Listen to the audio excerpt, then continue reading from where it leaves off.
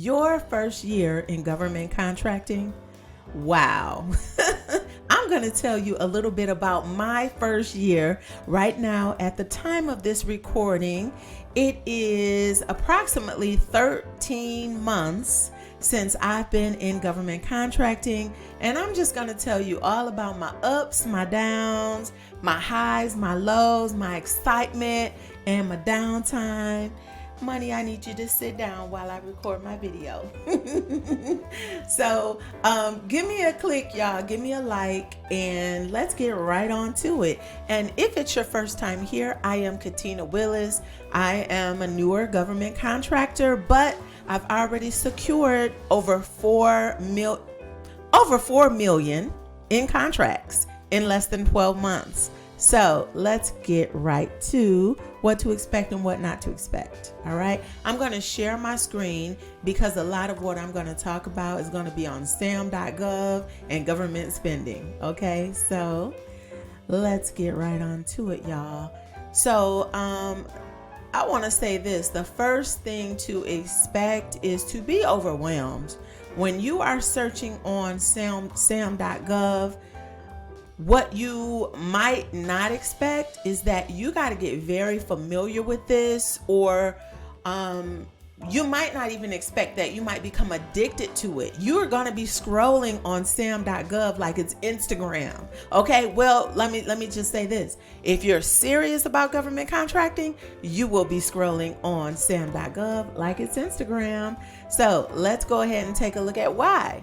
So this is where you find all of the contracts, all of the solicitations, right? So you want to get into the habit of learning this menu on the left side. Now, let's just go through one real quick, okay? So where it says select all domains, you want to click this plus sign. What you are looking for are the contract opportunities. Yes, that's what we want. This is how you find the solicitation so that you can bid. So we're going to say we're looking for contract opportunities. I would not recommend that you type any words in here until you know exactly what you're looking for. In the beginning, in your first year, you don't know yet what might be your niche or what you might be good at. And I'm going to tell you this too. Now, the reason you may want to look at everything at first is because you may have your heart set on one particular type of service or product, but what if you can't get that right away? You might get discouraged, or it might take you a lot longer. And there are a lot of other products and services that you already know, but you might not, those are not top of mind. And so I'll give you an example. Real estate. I've been in real estate forever, over 20 years. So of course, my first steps were to search for real estate solicitations. I still have not secured a real estate solicitation yet. Okay, but I've secured many others. So I was searching for real estate, which, let's go right here. If you search for real estate. All right. So what I have here are a bunch of saved searches. Now, I save these searches of products and services that I'm familiar with so that it just makes it easy for me to search every day. All right. So, for example, right here, marketing, courier service, leases, administrative management, real estate. Now, let's click on real estate real quick. Now, let me just tell y'all, real estate, this is the reason that I say when you get into government contracting, don't be so stuck on one product or service. I've been in real estate over 20 years. So of course I wanted to get real estate contracts, right? But once I got in there and I started searching and looking at the solicitations and not getting any calls back, I can't even tell you how many bids I've put in for appraisal services and for real estate leasing, and I have not landed any contracts like that yet. So sometimes you'll get a contract for something you're somewhat familiar with, opposed to something really, really, really well. So just kind of look at everything at first. But for now, I have a lot of saved searches done. So let's just look at some appraisal. Let's just look at a solicitation real quick. All right. So now, one thing I want you to expect is to get overwhelmed when you see all of these attachments and documents. I'm going to tell you, this right here is what stopped me from bidding, right? This is what delayed me from billing. All these documents, right? So let's just click on one and take a look. So let's click on attachment 1, statement of work review. So we click on it, it downloaded. I'm going to open it up. This is a USDA. Now this is funny because this is stopping me from proving my point, because most of these solicitations are usually 52 to 100 pages, but this one's pretty easy. So I guess that's good. But basically, long story short, this is 6 pages, as you can see right here. And so long story short, it says project appraisal review services for land acquisition in St. Thomas Virgin Islands.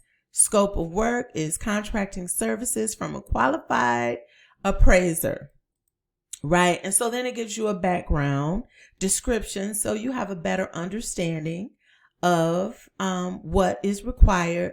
So this one's pretty simple, y'all, but most of them are not like that. So let's take a look at a different one. So let's go back to my saved search list. I want to show you one that I looked at today, because I'm going to tell y'all that right now, this is being recorded beginning of the year 2025. Happy New Year, y'all. Happy New Year. But this is being recorded beginning of the year. But let's hold on one second. Let's take a look at, no, not social media. Nah. Let's take a look at this one. Now I have this search set up, y'all. This search is set up for all opportunities that are due in the next 7 days, right? So let's just scroll down. The reason I have something that's due in the next 7 days is because I want to just hit the ground running, and I want to submit as many bids as possible for, stuff that's due right away. So let's just click right here on medical laundry services. Now let's click on this one.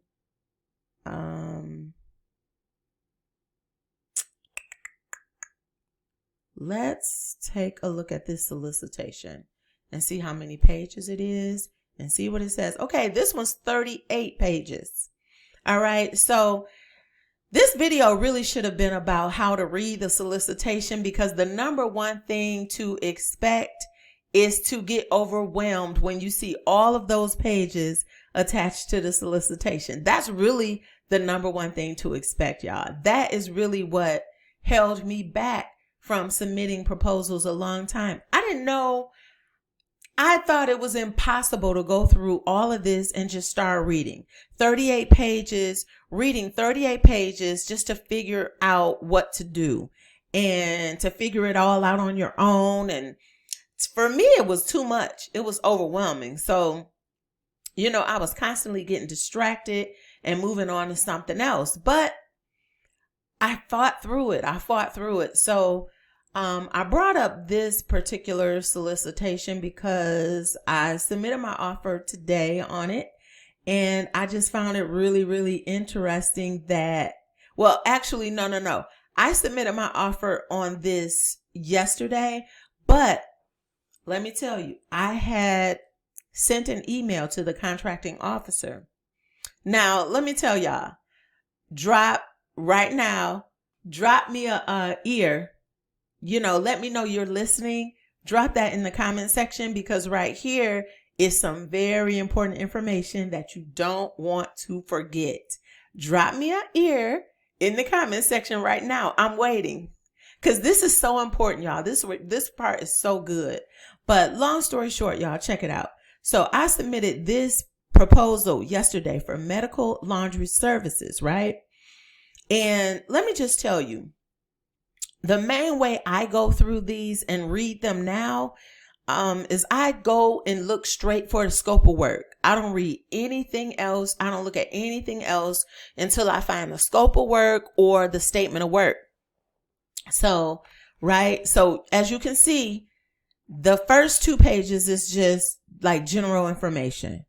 And so here's something right here. Notice to offers. This is page 3. That's still not the statement of work. Here's place of performance. Right here, they want me to fill out my information. Now we're on page 5. And finally, I'm starting to see what the details are of the job. So on page 5 at the bottom, it says scope of work. The contractor will pick up and launder dirty laundry, sort and deliver the clean linen 1 time weekly between the hours of 8 a.m. and 12 noon. Right? So I am looking for the scope of work to see if it's even something I want to do. Right? So that's what I was telling someone the other day, is that government contracting, you have to take your time and have patience. But the quick way to start submitting bids is to learn how to find the scope of work or statement of work first, right? To see if it's something you want to do. So that is what I did. But check it out, y'all. Here's the juicy part of the story. Is that I submitted my bid yesterday, and the price, I had to come up with the price on my own because a lot of the companies were not calling me back. So I did have a quote from a company that provides this service. I got a quote maybe 4 to 5 months ago. So I just remembered that quote. I went to it and I tried to figure it out based on that information. It was a similar solicitation. But long story short, at the same time that I submitted the bid, I emailed in a separate email asking the contracting officer if this was a new contract or if there was an incumbent. That's the part, that's the secret. That's what I need you to remember. Always ask if there was an incumbent, because if there is, guess what? You get the contract number and you can go right over here to usaspending.gov. You can enter that contract number and you can see exactly what the price should be. It may not be the exact price, but all you have to do is come in here. You would type, go for award ID, and the ID, the contract number that they give you, you just paste it right here. You paste it right here and they will, nothing else. You don't need a location, recipient, award amount. You don't need to enter any of that, only award ID. You put the number in award ID and then you will be able to see awards. You will be able to see previous awards. So let me just type something in real quick just to show you that it will actually give you the price. It'll actually give you the price. I'm going to show you that on another future video, y'all. I'm going to show you that on a future video. But the reason that part was so important is that once I got the contract number from the previous contract and I searched for the contract on usaspending.gov, I learned that I was $20,000 below what the last contractor was paid for the same job. So with that being said, when I saw that, I hurried up, revised my contract, sent it over again, and let her know this is my updated agreement. This is my updated bid. So yeah, so your first year as a government contractor, y'all, expect the unexpected. But expect to learn a lot quickly. If you really are dedicated to doing this, just expect to become addicted to sam.gov. You won't be on Instagram wasting time anymore. You'll be on sam.gov just looking for bids. You will get addicted to doing your research on usaspending.gov. And also, you will you will learn that, all that paperwork is not as scary as it looks, right? You will see it's not as scary as it looks when you really know how to break it down. So again, always just look at your scope of work or statement of work first, because that tells you if you even want to be bothered, if you even want to try to submit a bid. So, but long story short, my first year in government contracting, I got to be honest, I did hit the ground running, and from December all the way until I want to say April, I was working on it every day. I took a little break for maybe about 30 days, and then I got back on it in June, and I stayed on it until October. And then, once October hit, I needed a break because I was submitting bids every single day. So I needed a break when October hit. And so I didn't get back to submitting any bids until December. So I took like a 2-month break, but I wish I didn't. But I'm going to tell you this. If it's your first time on this channel, be sure to subscribe. The contract I'm in the middle of right now, y'all, you won't believe the story that I got. You won't believe all the things that I had to go through with this contract. So just be sure to subscribe and hit that bell notification so that you will be notified.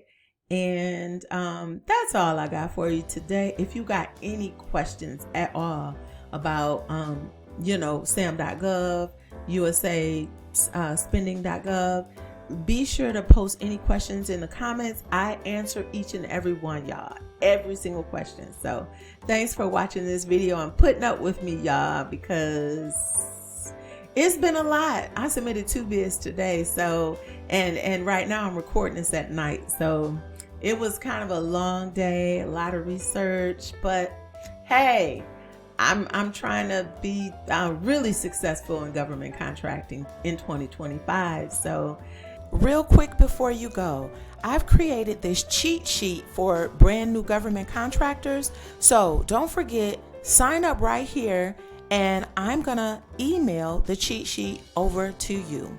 Also, now I am creating a whole playlist, y'all, of government contract videos for beginners. So be sure to check that out. And also don't forget to check out in the remarks section.